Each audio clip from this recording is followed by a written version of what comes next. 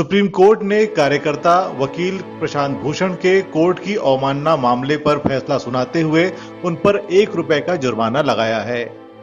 फैसले के अनुसार 15 सितंबर तक जुर्माना नहीं दिए जाने की स्थिति में 3 महीने की जेल हो सकती है और 3 साल के लिए उन्हें वकालत से निलंबित भी किया जा सकता है।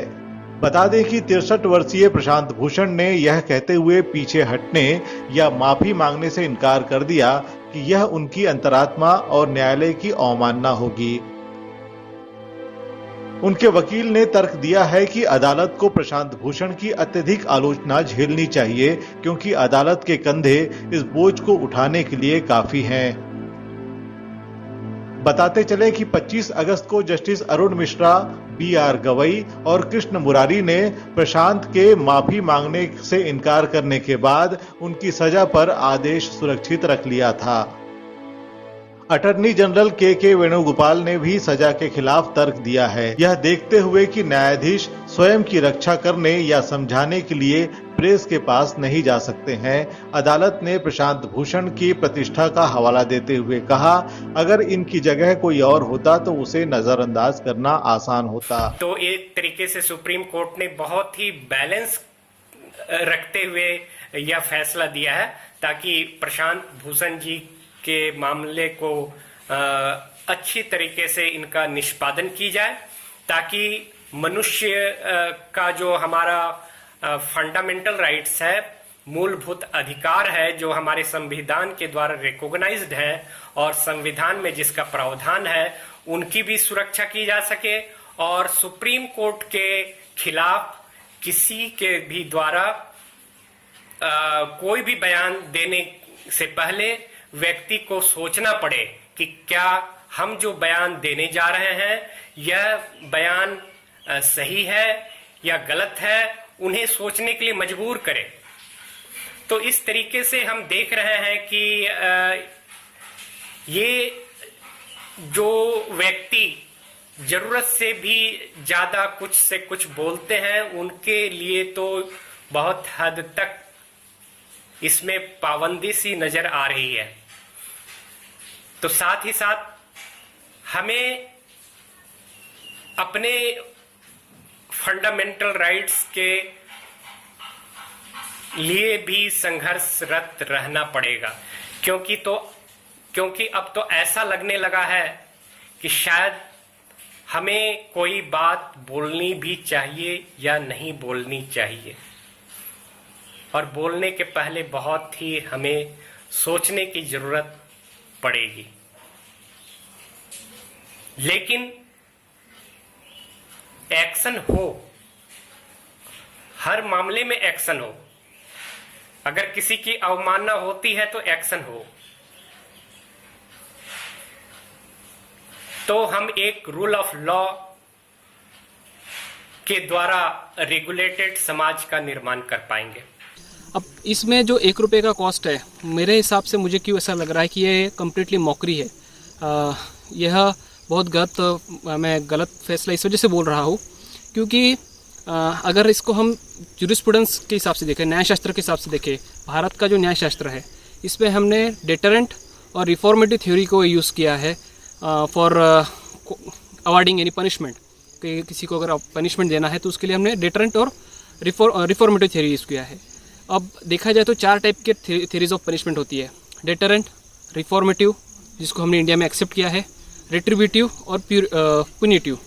तो इसमें अगर 4 में से हम देखा जाए, हमने जो डेटरेंट और रिफॉर्मेटिव हमने यूज़ किया है तो इसका मेन इंटेंशन ये है कि सामने वाले जो कोई भी रॉन्ग डोर है, जिसने क्राइम किया है या फिर जिसने कोई भी गलती की है, ऐसे गलती करने के ऊपर उसको जो पनिशमेंट मिलती है इसकी वजह से एक उदाहरण बने सो दैट ये फ्यूचर में ऐसा तरीके का क्राइम ना हो। पर अगर हम प्रशांत भूषण के केस में अगर देखें तो ये जो ₹1 का फाइन जो आया है, अब सिंपल बात है ना, ₹1 आप दो और सुप्रीम कोर्ट का हमेशा बेइज्जती करो, ये आपको चलेगा या नहीं चलेगा, ये एक क्वेश्चन बनता रहता है। इसके बाद अगर हम इसको ₹1 का ये जो मैटर आ रहा है इसमें कि ₹1 का जो पनिशमेंट का आ रहा है, तो इसको मैं अगर देखूँ इंडियन जूरिस्प्रूडेंस के हिसाब से, इंडियन न्यायशास्त्र के हिसाब से, भारत के न्यायशास्त्र के हिसाब से देखा जाए, ना डेटरेंट थ्योरी में बैठता है ना रिफॉर्मेटिव थ्योरी में बैठता है। यह कोई भी न्यायशास्त्र में यह जो तरीका है पनिशमेंट देने का, इसके हिसाब से तो बैठ नहीं रहा है।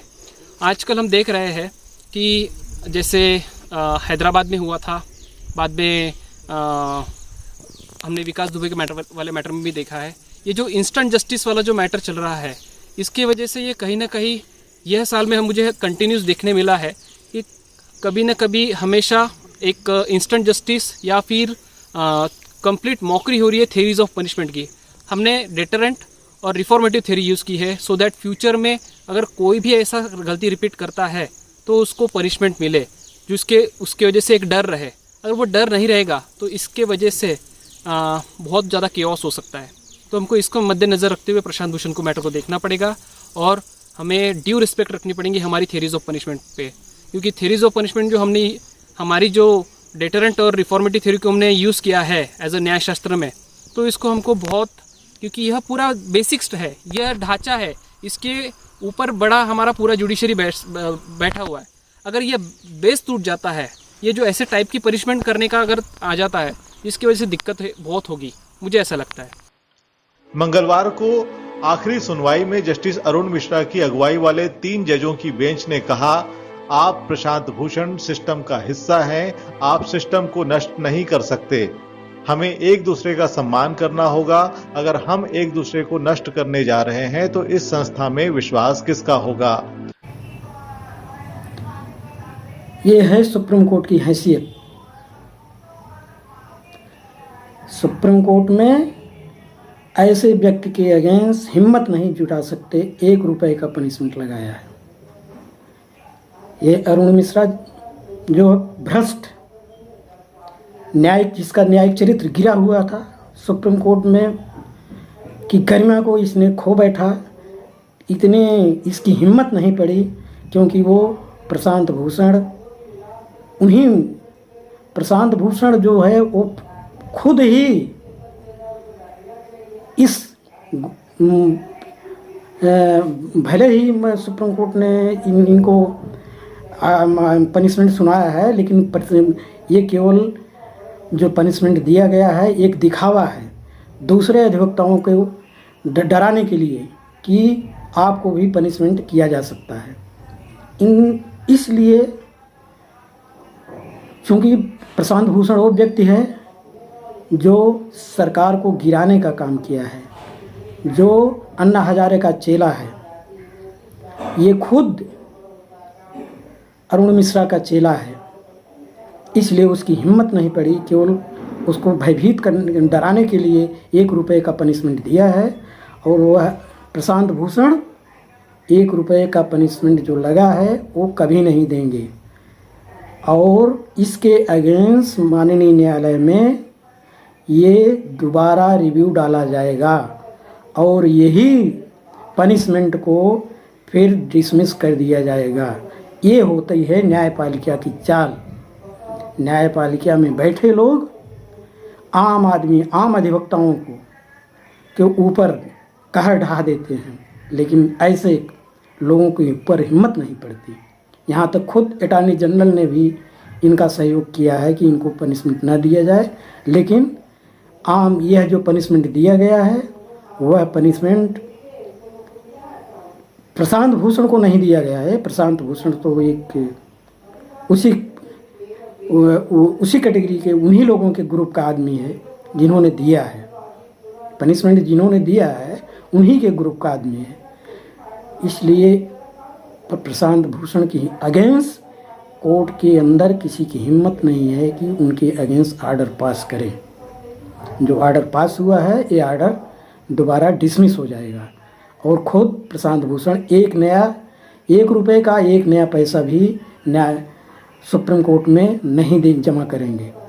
आप देख लीजिएगा, क्योंकि ये इस न्यायपालिका बिक चुकी है। न्यायपालिका बिक चुकी है। यहाँ भ्रष्टाचार का एकदम चरम सीमा है। आप सोच लीजिए, जस्टिस कर्नल को इन्होंने जेल भेज दिया, क्या आप इनको नहीं जेल भेज सकते? इसलिए कि इनको जेल भेजना इनकी हिम्मत नहीं है। यहाँ पर जातीयता की एकदम समझ लीजिए पराकाष्ठा लांघ चुकी है। न्यायपालिका बिक चुकी है, तो कहाँ से न्याय मिलेगा। प्रशांत भूषण जैसे लोग ऐसे, प्रशांत भूषण को अगेंस्ट कोई किसी की हिम्मत नहीं है कि वो प्रशांत भूषण के अगेंस्ट केस करें। और मैं दावे के साथ कहता हूँ कि प्रशांत भूषण 1 रुपया का 1 नया पैसा कोर्ट में वो जमा नहीं करेंगे। इस ऑर्डर के अगेंस्ट ये दोबारा रिव्यू फाइल किया जाएगा और यही न्यायपालिका में इस केस को डिसमिस कर दिया जाएगा। अब इस 1 रुपए वाले फैसले के बाद इस संस्था पर विश्वास किसका होगा और न्यायपालिका का मखौल कौन उड़ा रहा है, ये विचारणीय प्रश्न है।